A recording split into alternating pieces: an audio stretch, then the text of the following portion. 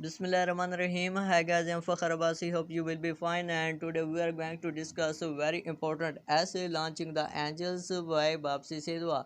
And it is an essay which is included in the course Pakistani Literature in 5th semester BS English Ghazi University DG Khan. So let's we start our video without wastage of time. So launching the angel by Bapsi Sidwa. This is an essay and today we will talk about introduction of writer and summary of the essay and themes of the essay in detailed discussion. So first of all, about writer, about author, introduction. Bapsi Sidwa. Bapsi Sidwa is a Pakistani writer. She was born in 1938 in Karachi. She belongs to Parsi family. Bapsi सिर्फ Pakistani writer है जो 1938 को कराची में पैदा हुई और ये Parsi family से बिलोंग करती है. She tells herself as three piece. I am Pakistani, I am Parsi and Punjabi. वो अपने बारे में कहती है कि मैं थ्री पीस हूँ. क्यों थ्री पीस हूँ? कि मैं पारसी हूँ, मैं पाकिस्तानी हूँ और मैं पंजाबी हूँ. तो तीन आइडेंटिटी अपनी बताती है. She witnessed partition of British India as a child.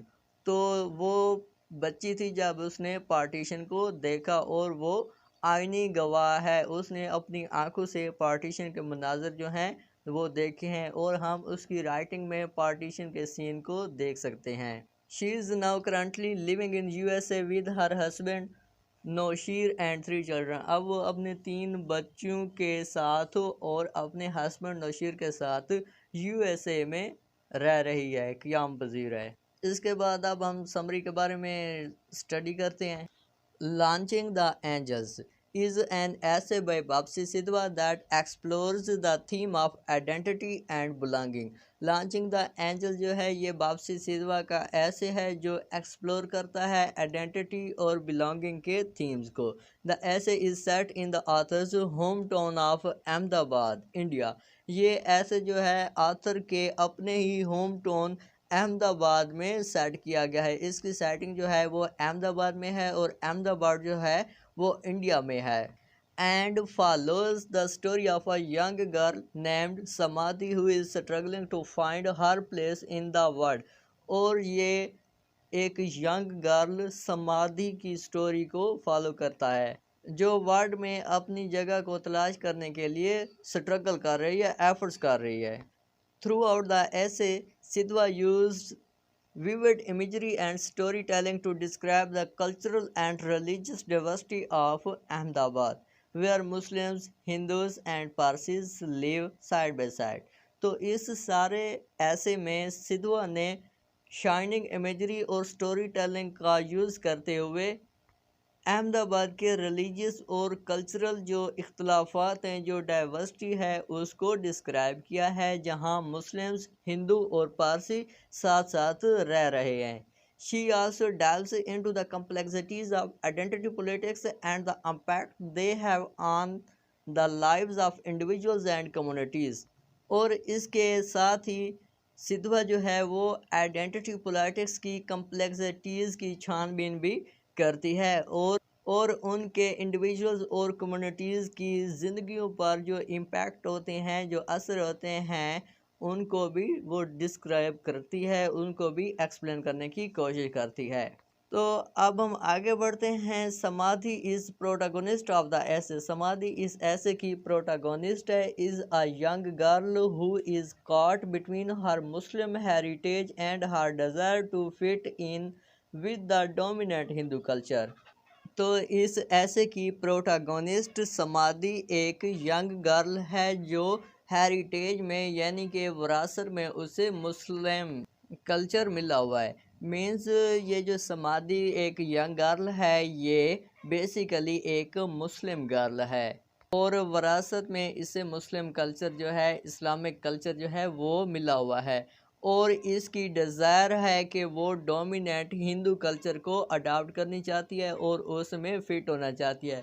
तो इन दो चीज़ों के दरमियान ये उलझी हुई है और फंसी हुई है. She is constantly torn between these two identities. तो इन दो आइडेंटिटीज़ के दरमियान वो मुसलसल तौर पर टोर्न है, मुसलसल तौर पर जकड़ी हुई है और पिस रही है. and this inner conflict is mirrored in the external world around her। और उसकी ये अंदरूनी कन्फ्लिक्ट जो है उसके इर्द गिर्द की एक्सटर्नल वर्ल्ड की रिफ्लेक्ट करती है, कि अक्कासी करती है। मीन्स ये जो समाधि की इनर कन्फ्लिक्ट है वो उसके इर्द गिर्द जो उसके एक्सटर्नल वर्ल्ड है उसकी रिफ्लेक्शन है, उसकी अक्कासी कर रही है कि क्या कन्फ्लिक्ट चल रहे हैं उसकी सोसाइटी में।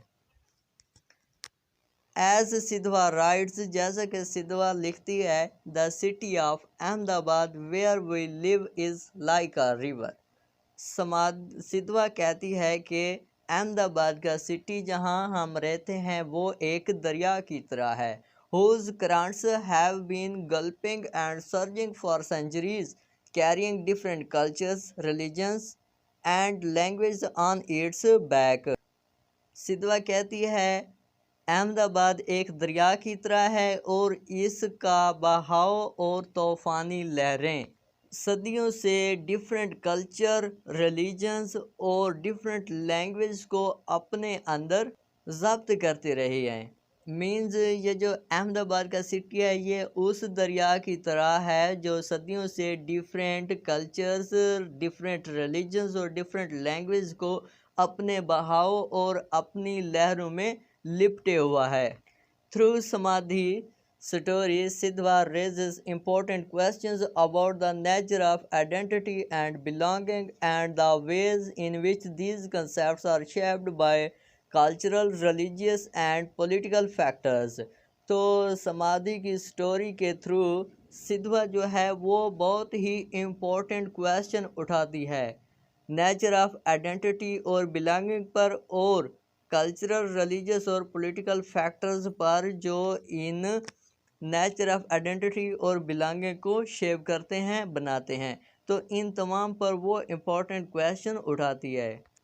Ultimately the essay offers a powerful and moving exploration of the human experience and the ways in which we all struggle to find our place in the world। Ultimately ये ऐसे जो है powerful और moving exploration है human experience की powerful और moving exploration को ये ऐसे शो करता है जिसमें कोई भी शख्स, कोई भी इंडिविजुअल वर्ल्ड में अपनी जगह तलाश करने के लिए किस तरह स्ट्रगल करते हैं और इसमें हम भी इंक्लूडेड हैं। इस ह्यूमन एक्सपीरियंस में हम भी इंक्लूडेड हैं कि हम भी किस तरह इस वर्ल्ड में सरवाइव करने के लिए, इस वर्ल्ड में अपनी जगह तलाश करने के लिए किस तरह कोशिश करते हैं, स्ट्रगल करते हैं। तो ये थी इस ऐसे लॉन्चिंग द एंजल्स की समरी। इसके बाद अब हम थीम्स को डिस्कस करते हैं। तो इसकी यही समरी जो है, इसकी फर्दर स्टोरी जो है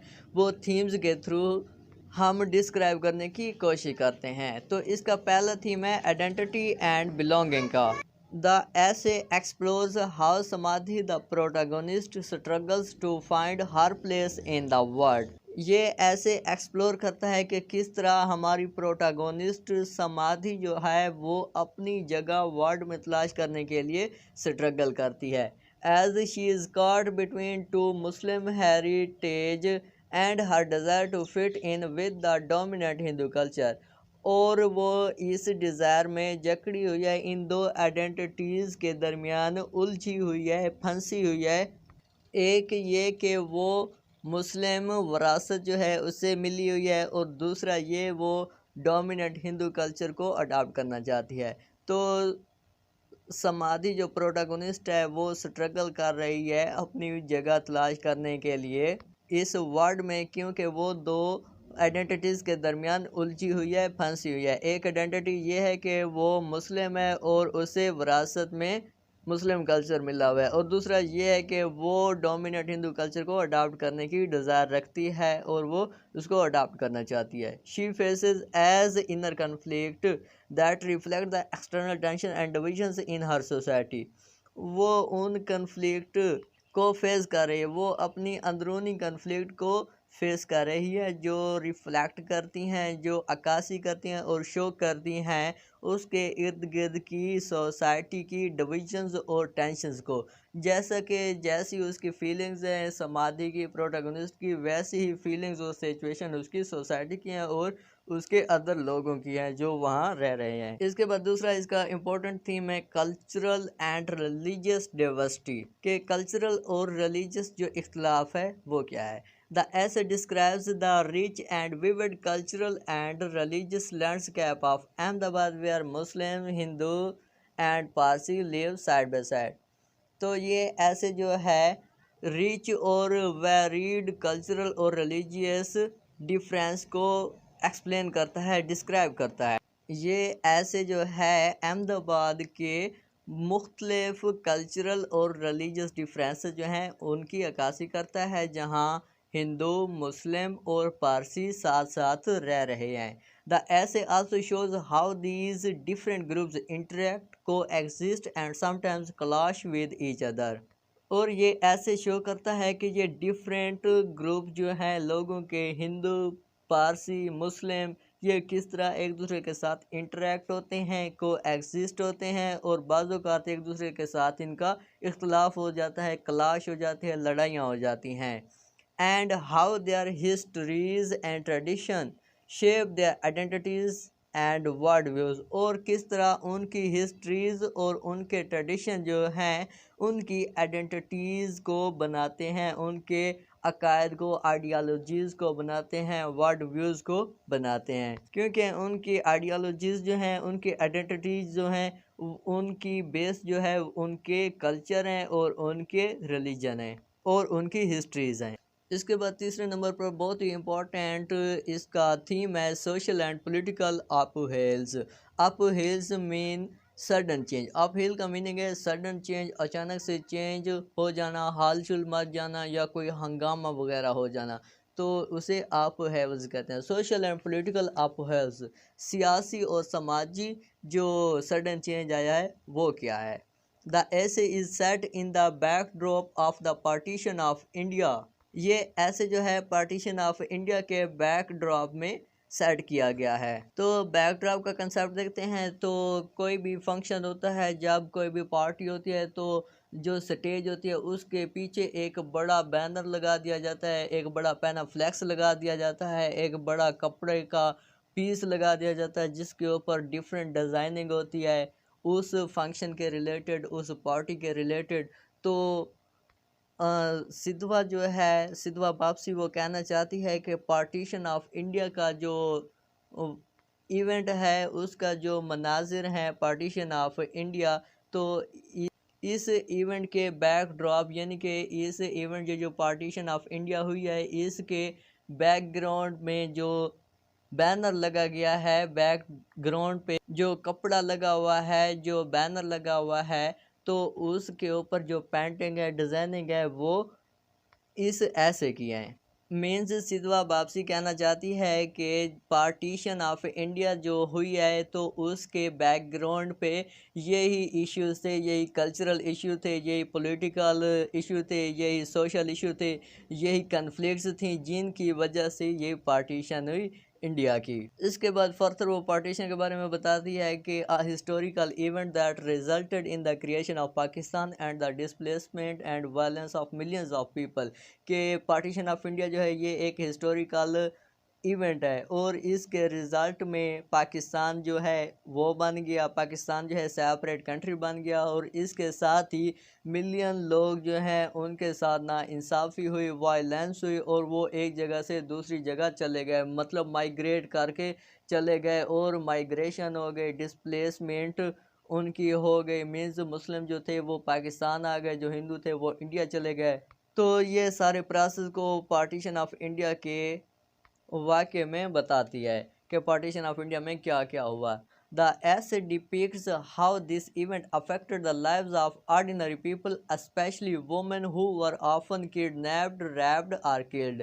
ये ऐसे जो है ये डिपिक्ट करता है कि किस तरह आम लोगों की लाइफ को इस इवेंट ने, पार्टीशन ऑफ इंडिया ने मुतासर किया है और ख़ास तौर पर वीमेंस को। कि किस तरह वीमेन जो हैं उनको किडनैप किया गया, वीमेन को रैप किया गया और वीमेन का मर्डर किया गया, उनको कत्ल कर दिया गया, किल किया गया वीमेंस को। तो ये सारी चीज़ें इस ऐसे में सिद्वा वापसी बताती है इवेंट्स ऑफ ये जो इवेंट हुआ है पार्टीशन ऑफ इंडिया। इसके बाद ऐसे also touches on the after math of partition, ये पार्टीशन के बाद के मनाजर को भी टच करता है ये ऐसे, and the on going conflict and challenges that the new Nations face, और ये इस बार को भी डिस्क्राइब करता है कि वो चैलेंजेस और कन्फ्लिक्ट जो न्यू नेशन फेस करती हैं उनको भी ये ऐसे टच करता है।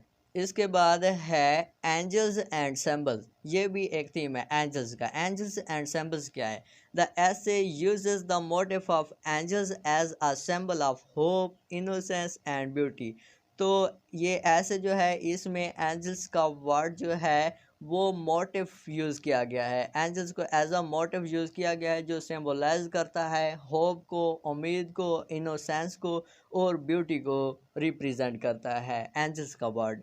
The essay begins and ends with the image of Samadhi launching paper angels into the sky। ये ऐसे स्टार्ट होता है और एंड होता है इस इमेज से कि समाधि जो है वो स्काई में लॉन्चिंग पेपर एंजल्स है। मीन्स जो समाधि है उसकी जो पर्सनैलिटी है वो होप, इनोसेंस और ब्यूटी को एक्सप्लेन कर रही है, यानी कि स्टार्ट से एंड तक समाधि की जो स्टोरी है वो एंजल्स को रिप्रेजेंट करती है, लॉन्चिंग पेपर एंजल्स को रिप्रेजेंट करती है as a gesture of joy and freedom, कि वो जॉय और फ्रीडम का गेस्चर है। तो इस ऐसे के स्टार्ट से एंड तक समाधि की जो पिक्चर है, समाधि की जो इमेज है उसको as a launching paper angel describe किया गया है इन द स्काई, क्योंकि ये समाधि का जो करैक्टर है ये शो करता है जॉय को और फ्रीडम को। ये अप स्टैंड लेती है इन आइडेंटिटी क्राइसिस का, इन कन्फ्लिक्ट्स का, और ये साबित कदम रहती है। The essay also uses other symbols such as the river, the kite and the mango tree to represent different aspects of the cultural and history of Ahmedabad. तो ये ऐसे जो है और भी डिफरेंट सिंबल हैं उनको यूज़ करता है, जैसा कि रिवर का सिंबल है, ना काइट का सिंबल है, पतंग का, मैंगो ट्री का सिंबल है। तो ये डिफरेंट सिंबल को यूज़ करके वो डिफरेंट एस्पेक्ट्स को शो करता है, डिस्क्राइब करता है कल्चर और हिस्ट्री के। हिस्ट्री और कल्चर जो है अहमदाबाद का उसके एस्पेक्ट्स को डिफरेंट पार्ट्स में डिवाइड करके वो एक्सप्लेन करता है। तो ये लास्ट थीम था एंजल्स एंड सिंबल्स का। तो इसमें एंजल जो है ये वर्ड सिंबलाइज करता है होप को, इनोसेंस को और ब्यूटी को, और ये ऐसे एंड्स होता है और स्टार्ट मीन्स ये ऐसे जो है इसका स्टार्ट समाधि की स्टोरी से होता है और एंड भी समाधि पर होता है। और इस पूरी स्टोरी में, इस ऐसे पूरी स्टोरी में समाधि जो है वो लॉन्चिंग पेपर एंजल है स्काई में। क्योंकि लॉन्चिंग एंजल पेपर है स्काई में क्योंकि ये गेस्चर है, ये एक नमूना है फ्रीडम का और जॉय का, जो आप स्टैंड लेती है इन कल्चरल क्लैश के दरमियान और इन कल्चरल आइडेंटिटीज़ जो हैं उनके ख़िलाफ़, उनके अगेंस्ट जो है स्टैंड लेती है। और ये ऐसे जो है और भी डिफरेंट सिंबल को यूज़ करता है, जैसा कि रिवर का सिंबल है, पतंग का सिंबल है, काइट का और मैंगो का सिंबल है। तो इन डिफरेंट सिंबल को यूज़ करके अहमदाबाद जो सिटी है उसकी हिस्ट्री और कल्चर को डिफरेंट एस्पेक्ट से बयान करने के लिए, डिस्क्राइब करने के लिए वापसी सिद्वा ने इन सैम्बल्स का यूज़ किया है। तो ये था हमारा आज का ऐसे। अगर इसका एनालिसिस आ जाए कि लॉन्चिंग द एंजल ऐसे पर एनालिसिस नोट लिखें या क्रिटिकली एनालाइज करें इसको, तो आपने इसके ये जो थीम्स हैं और ये जो समरी हमने डिस्कस की है तो इनको एक साथ लिख सकते हैं। मीन्स आथर के इंट्रोडक्शन, वापसी सिद्वा के इंट्रोडक्शन से लेकर इसकी समरी, इसकी जो थीम्स हैं, तो इन सब को एक साथ अगर आप लिख दें तो ये क्रिटिकल एनालिसिस हो जाएगा। तो जस्ट आपने समरी और थीम की हेडिंग नहीं देनी। क्रिटिकल एनालिसिस जब आप करेंगे या लिखेंगे तो उसमें समरी और थीम की हेडिंग्स नहीं देनी, मतलब अगर वो समरी पूछ ले तो आपने समरी लिखनी है, अगर वो थीम पूछ लें तो आपने जस्ट थीम्स इसके एक्सप्लेन करने हैं एज अ लॉन्ग क्वेश्चन।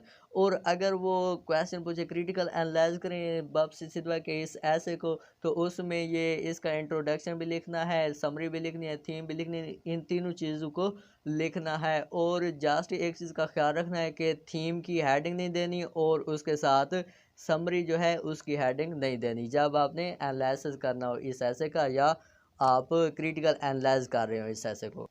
तो आई होप आपको समझ आ गया होगा। अगर फिर भी कोई क्वेश्चन हो या किसी पॉइंट की समझ ना आई हो तो आप कमेंट बॉक्स में पूछ सकते हैं। अगर वीडियो अच्छी लगी हो तो लाइक कर दें, एक प्यारा सा कमेंट कर दें, और हमारे चैनल को अगर आपने सब्सक्राइब नहीं किया तो सब्सक्राइब कर दें और बेल आइकन को प्रेस कर दें ताकि हमारी आने वाली वीडियोज़ आप तक पहुँच सकें।